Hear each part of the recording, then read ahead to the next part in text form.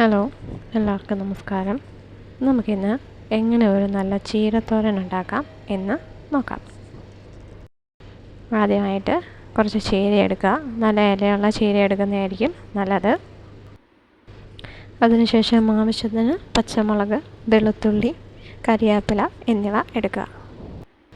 അതിനുശേഷം ചീരയില നന്നായി കഴുകിയതിനൊക്കെ ശേഷം വെള്ളം തോർത്താൻ വെച്ചതിന് ശേഷം ഇതുപോലെ ചെറുതായിട്ട് അരിഞ്ഞ് എടുക്കുക. പച്ചമുളകും വെളുത്തുള്ളിയും ഇതുപോലെ അരിഞ്ഞ് എടുക്കുക. അതിനുശേഷം ആവശ്യത്തിന് തേങ്ങ എടുക്കുക.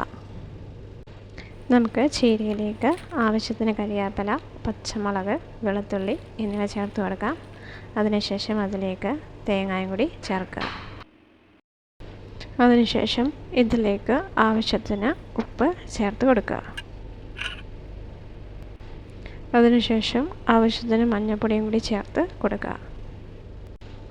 അതിനുശേഷം ഇതെല്ലാം കൂടി നന്നായിട്ട് ഇളക്കുക.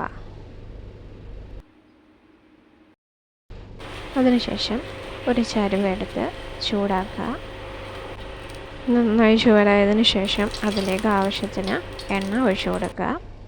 ഈ എണ്ണ നന്നായി ചൂടായതിനു ശേഷം അതിലേക്ക് കടുകിട്ട് നന്നായിട്ട് പൊട്ടിക്കുക.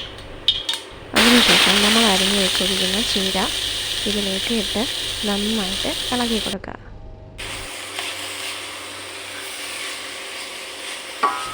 ഇതിലേക്ക് വെള്ളം ഒഴിക്കേണ്ട ആവശ്യമില്ല, കാരണം ചീര ഇല ആയതുകൊണ്ട് പെട്ടെന്ന് തന്നെ വെന്ത് കിട്ടുന്നതായിരിക്കും.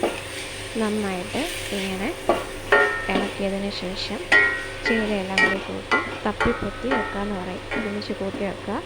അതിനുശേഷം പാത്രം അടച്ച് വെക്കുക.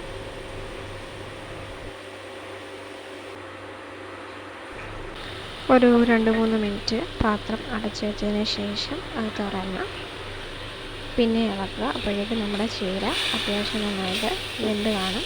അതിനുശേഷം നന്നായിട്ട് അതിനകത്തിലെ വെള്ളമൊക്കെ ഒന്ന് കളഞ്ഞ് നന്നായിട്ട് ഇളക്കിയെടുത്തതിന് ശേഷം ഓഫ് ചെയ്യുക.